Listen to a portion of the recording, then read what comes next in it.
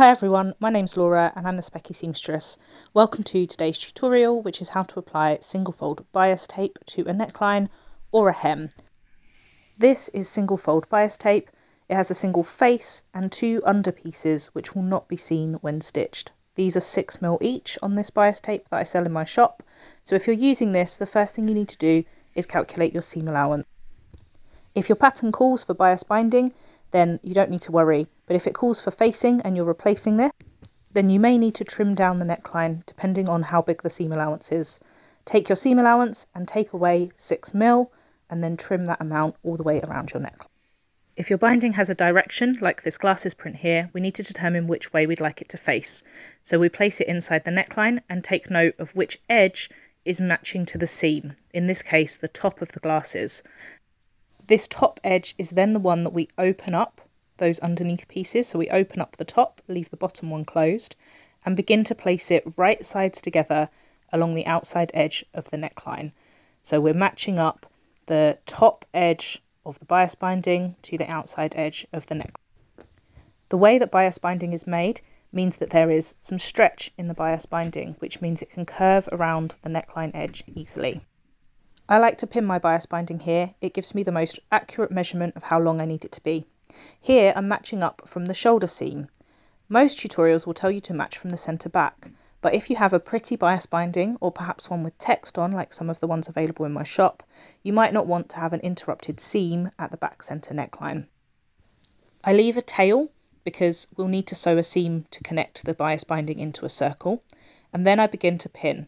As you can see, I'm slightly stretching the bias binding around the curved edges to make sure that it gives a nice clean finish at the neckline. This is important, otherwise there will be too much bias binding around the neckline and it won't sit flat. You don't have to pin your bias binding here. You can sew directly onto the machine, but I like to pin, and I think if you're practicing and learning, it's sensible to pin to give you the best chance of a nice clean finish. As I'm pinning here, you'll see that I'm making sure that raw edge of the bias binding matches exactly to the raw edge of the neckline. This is important to make sure that we don't change the shape of the neckline and that we get a nice even curve all the way round. You should also be able to see that there is still a very visible crease where I've opened up that underneath piece. That's what we're going to be using to sew. I haven't unfolded the bottom and we won't unfold the bottom piece. That stays tucked under to give us a nice clean finish when we carry on with the next steps. I like to make sure I have about 75 centimetres of bias binding when I'm attaching a neckline like this. It just means that I have enough without too much wastage. If you're making a new pattern, you might like to measure this first with a flexible tape measure. As you can see here, I've reached the end and I need to push those ends up together to see where I need to sew a seam to sew the bias binding into a tube. This takes a little bit of practice, so don't worry too much if you don't get it right first time, but we're just going to pin in where we want to sew down.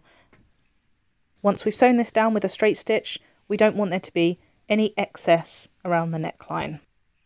You'll notice I still haven't opened up those bottom pieces, and we need to make sure that's the case when we sew. You might like to add an extra pin in to make sure that you don't go over that bit in the machine and open up those bottom pieces.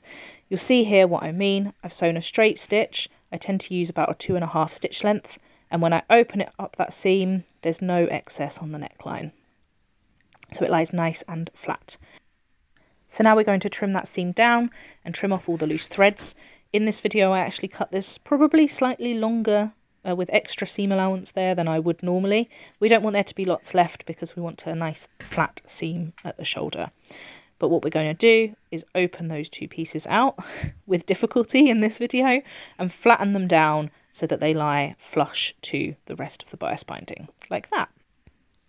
At this point I like to lay my top out and just check that there's no extra bubbles or excess fabric on the top or the bias binding, so just check all the way along the edge of the neckline to make sure that we think this is going to lie nice and flat.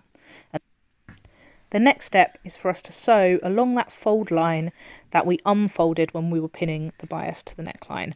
So the way that bias is manufactured, this gives us a guideline for our stitching, and we're going to sew with a straight stitch all the way around that curve. It doesn't matter if you wobble a little bit away from that line, just use it as a guide and get as close to it as possible. Now we need to snip into that curved edge so that we can fold the bias binding under to create a nice smooth curve. So we have a very small seam allowance here, 6mm, so we want to make sure that we're snipping into the neckline but no further than the stitches. I think a lot of seamstresses here would be devastated that I'm using big scissors. Some people find it easier to use very small snips, but I've had a few practices at this now, and this is what I like to do. This is what we're doing. We're aiming to create little notches, little snips in that seam allowance, which will just help when we tuck our bias binding round and under for everything to lie nicely and flat. So I've done that here all the way round. If you do snip through, don't worry too much. Stitch back over the bias binding again to create a new seam, and do your best to keep those snips within the seam allowance. The next job is to tuck our bias binding under to allow us to create a nice clean neckline. We need to do that all the way round. Again, I like to pin here. I find it gives me the neatest finish, and because I also like to press my neckline down at this stage to make sure that I get as smooth as possible, I just like to add pins and then press. I find that this helps me to get the smoothest neckline first time round, even if it does take a little bit of extra time. The next job is to stitch down the bias binding. Now, you can do this however you like. Some people like to sew this from the top, i.e. the right side of the fabric of the garment that you're making, and some people like to sew from the bias binding side. I prefer to sew from the bias binding side, particularly when my bias binding has a design on it, so that I make sure I'm stitching in exactly the right place so that it doesn't show. Wobble over the design. Remember here, if your bias binding is a different colour to your garment, you might like to add a different thread colour in the bobbin and the needle to make sure that everything matches nicely.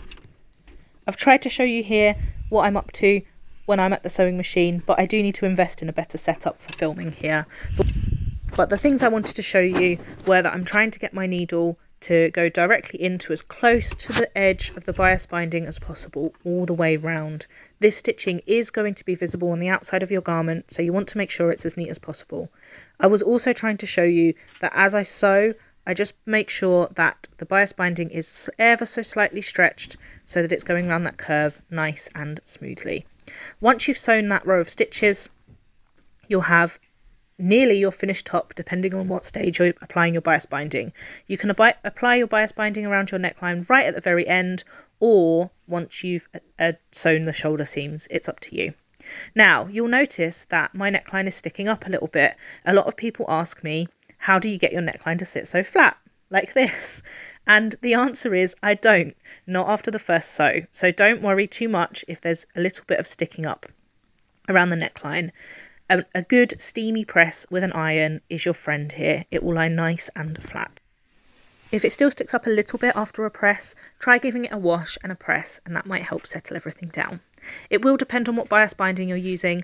The bias binding from my shop tends to press nicely because it's nice and soft, made from 100% cotton. If you're using anything that's a little bit stiffer, you might find that it needs a couple of washes to relax. We use exactly the same technique for the hem. I won't go over it in detail here. It's exactly the same, except you want to check which way up your design is going, because in this case it is the bottom of the glasses that I want to attach this time rather than the top. If your hem is a straight hem, you don't need to worry too much about easing that bias binding and stretching it a little bit, but if you have a curved hem, this is a really great way to finish off a hem nice and cleanly. And then you have a beautifully finished top to wear. Thank you so much for watching and listening. I hope you found this useful. Bye!